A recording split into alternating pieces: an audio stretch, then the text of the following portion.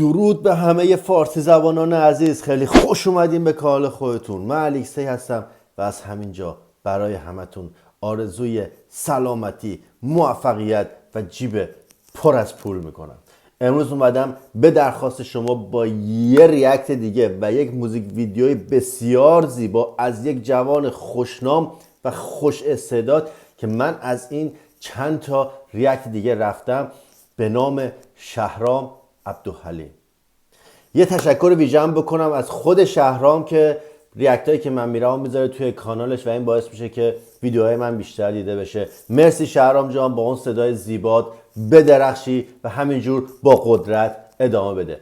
بدون معطلی میریم با هم دیگه این موزیک ویدیو بسیار زیبا از شهرام عبدالحلیمو ببینیم. برو بریم.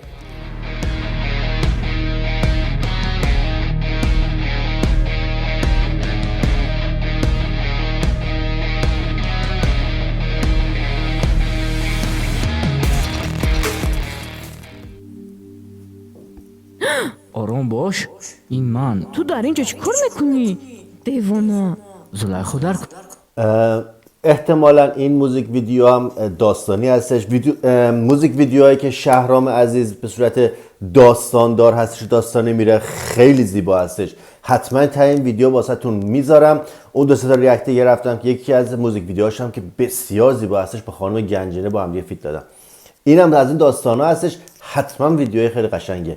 بریم ادامه رو با هم دیگه ببینیم. منم اولین بار دارم با هم ببینیم چه ریاکتی میتونیم نسبت به این موزیک ویدیو زیبا داشته باشیم. با مغازه رفت برای گرفتن نوشاکی. اومد به او چیزی نگو مایلش.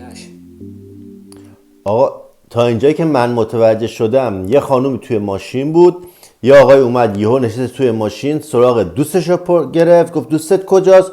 گفت رفته خرید کنه نوشیدنی چیزی، پشت قایم شده. فکر کنم میخواد سورپرایزش کنه. بریم ببینیم ادامه داستان چیه. جالب شد.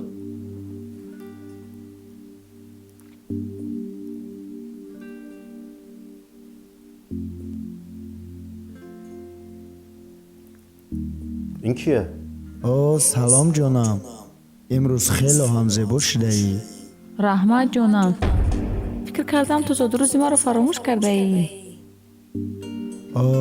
تو ایش این اومده دوست پسرش، حالا یا نامزدش، هر کس هست، اومده پشت صندلی نشسته که اینو سورپرایزش کنه با دست گل.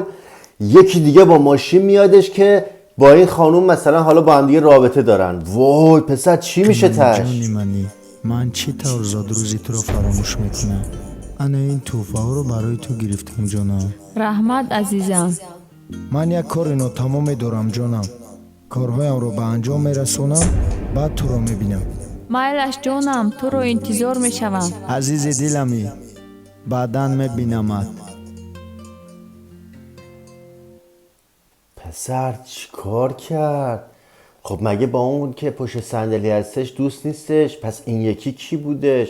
حالا اوکی واسهش یه کادو گرفتش و یه دسته گل بزرگتر و فلان، ولی واقعا آدم باید یه همچین کاری بکنه؟ ببین ادامهش خیلی جالب شد. واو، با فکرم این گردنبند خیلی هم قیمت بها است. کنی ببین به من زیبیده است. آره خیلی با تو زیبیده است. تو؟ ببخش مرا، من نتوانستم برای تو قیمت بهایش را بگیرم. مبلغم هم نرسید. زاد روز مبارک. خیانتکار. تیکه خوبی بهش انداختش. زمانی که شما با یه کسی توی رابطه هستی هیچ دلیلی نداره بخوای با کسی دیگه بری توی رابطه، یعنی نامردی. اگر نمیخوای با یه نفر تو رابطه باشی، راست و حسینی برو بهش بگو آقا من دیگه نمیخوام با تو باشم، تمومش کن، بعد برو با کسی دیگه. نامردیه، این بی انصافیه، واقعا بیرحمیه که یک نفر با کسی هستش و بخواد بره با کسی دیگه باشه. این یک ظلمه. بریم شهرام جان کی میخواد شروع کنه. آهنگم هستش به نام هی دل هی دل، اینجا نوشته شده، من الان دارم میخونمش. بریم ادامه.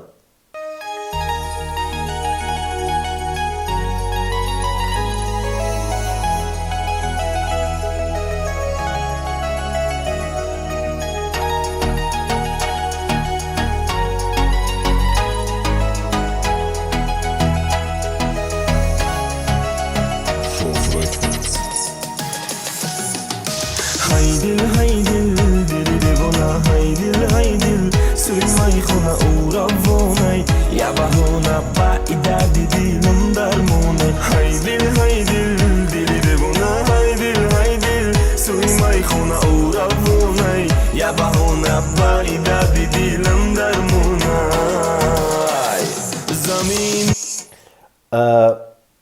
صدای شهرام که خیلی زیباست آقا. من قبلا هم گفتم واقعا جوون خیلی با استعدادی هستش. یه حرکت دستش هم من خیلی دوست دارم. اگه شهرام جان میبینه این ویدیو رو، این حرکتی که اینجوری کنه هی دل اینش من خیلی زیاد تو بیشتر موزیک ویدیوهاش این حرکت رو میادش. یه حرکت اینجوری، البته این اصلش اینه ها، یعنی بزنگ تلفنو، ولی شهرام جان یه ریز این پایین میادش. اگه دقت کن تو بیشتر موزیک ویدیوهاش این حرکت رو میاد. من خیلی خوشم میادش. بریم ادامه.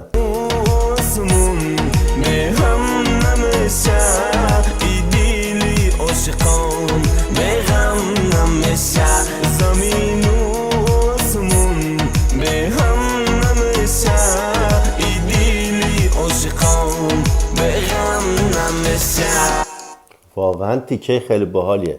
میگه زمین و آسمون بدون هم نمیشه، دلم بدون غم نمیشه، عشق عاشقی هم بدون غم نمیشه. ولی آقا خیانت خیلی بده. غم اوکیه ولی خیانت آخه نمیشه. یعنی هیچ رقمه نمیره توی این مغز، نمیره خیانت. اصلا هیچ راجعش اصلا نمیخوام صحبت کنم چون خیلی فلسفه عجیبی داره که اصلا قابل بخشش نیستش.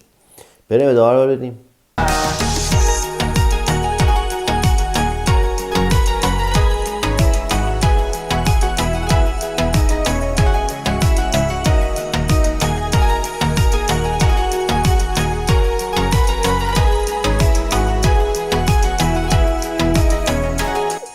آقا این تیکش خیلی باحال بودش. اونجا دو نفر تو ماشین داشتم با هم دیگه صحبت میکردم، بعد اینجا بنده خدا با دوچرخه است، یعنی داشت سطح طبقاتی رو نشون میدادش.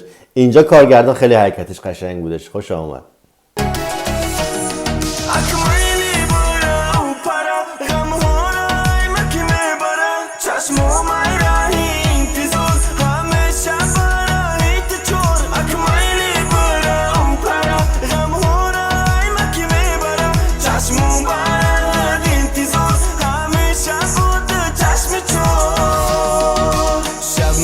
سهر میشه و شب میشه دلی درد بندی ما آروم نمیشه شب میشه سهر میشه و شب میشه دلی درد بندی ما آروم نمیشه زمین و آسمون به هم نمیشه ای دلی عاشقان به غم نمیشه زمین